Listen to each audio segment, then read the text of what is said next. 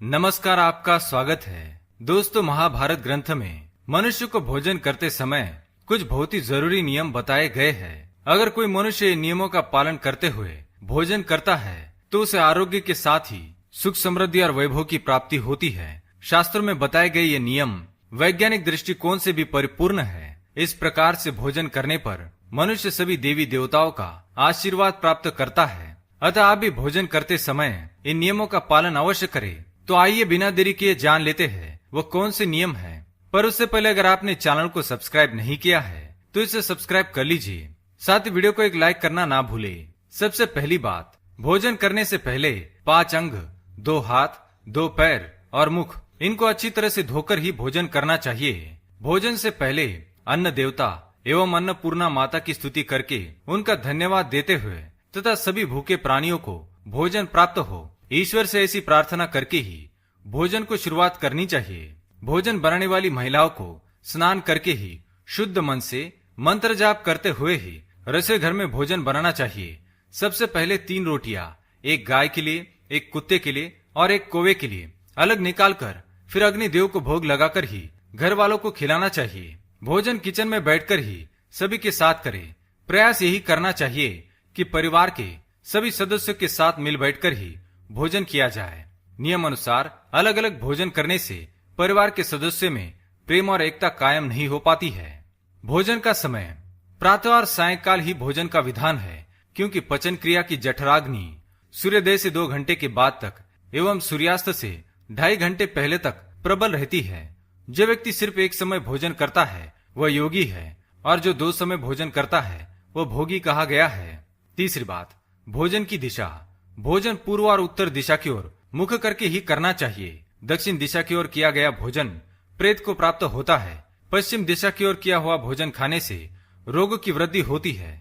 चौथी बात, ऐसी अवस्था में भोजन ना करे। शैया पर बैठकर अर्थात बिस्तर पर बैठकर अपने हाथों पर रखकर या टूटे फूटे बर्तनों में भोजन कभी करना नहीं चाहिए। मलमूत्र का वेग होने पर भी भोजन करना नहीं चाहिए। कलह अथवा क्लेश के माहौल में भी भोजन करना अनुचित माना गया है। अधिक शोर शराबे के स्थान पर भी भोजन करना उचित नहीं।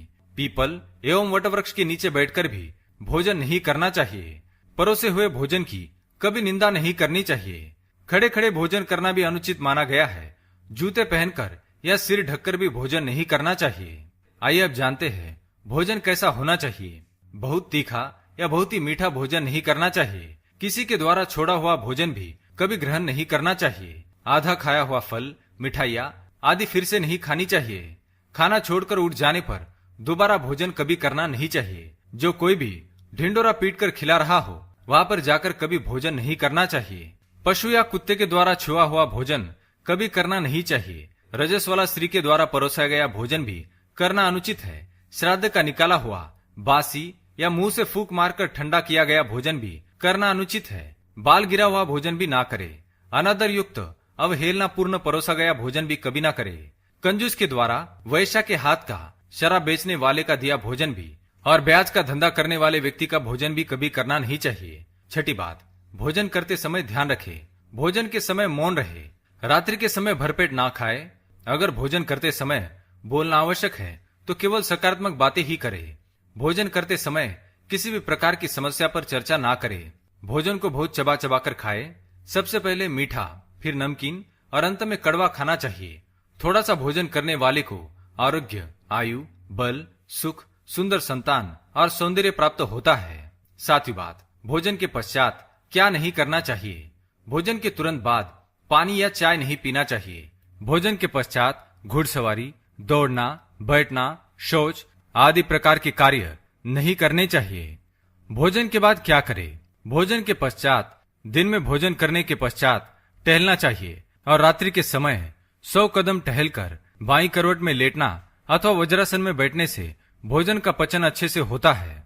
भोजन के 1 घंटे के बाद मीठा दूध एवं फल खाने से भोजन का पचन अच्छी तरह से होता है। भीष्म पितामह ने अर्जुन को दिए महत्वपूर्ण संदेशों में कहा गया है कि जिस थाली को किसी का पैर लग जाए उस थाली का त्याग करना चाहिए। ऐसी थाली विष्ठा के समान त्याज्य होती है। भीष्म पितामह कहते हैं कि भोजन के दौरान थाली में बाल आने पर उसे वहीं पर छोड़ देना चाहिए। बाल आने के बाद भी खाए जाने वाले भोजन से दरिद्रता का सामना करना पड़ सकता है। भोजन पूर्व जिस थाली को कोई लांग कर गया हो, ऐसे भोजन को भी कभी ग्रहण नहीं करना चाहिए। इसे कीचड़ के समान छोड़ देने वाला समझना चाहिए। भीष्म पितामह ने अर्जुन को बताया कि एक ही थाली में भाई भाई भोजन करे तो वह अमृत के समान हो जाती है। ऐसे भोजन से धन धान्य, स्वास्थ्य और लक्ष्मी की वृद्धि होती है। भीष्म पितामह के अनुसार पति पत्नी को एक ही थाली में भोजन करने को निषिद्ध माना गया है। भीष्म पितामह के अनुसार एक ही थाली में पति पत्नी भोजन करते हैं तो ऐसी थाली मादक पदार्थों से भरी मानी जाने वाली होती है। पत्नी को पति के भोजन के उपरांत ही भोजन करना चाहिए, इससे घर में सुख समृद्धि बढ़ती है। तो दोस्तों, ये थी वो महत्वपूर्ण बातें जो महाभारत में बताई गई है। अगर ये जानकारी आपको पसंद आई तो वीडियो को लाइक करें, कमेंट में जय मां अन्नपूर्णा अवश्य लिखें, साथ ही चैनल को सब्सक्राइब करें ताकि आप ऐसे आध्यात्मिक जानकारी वाले वीडियो देख सके। धन्यवाद।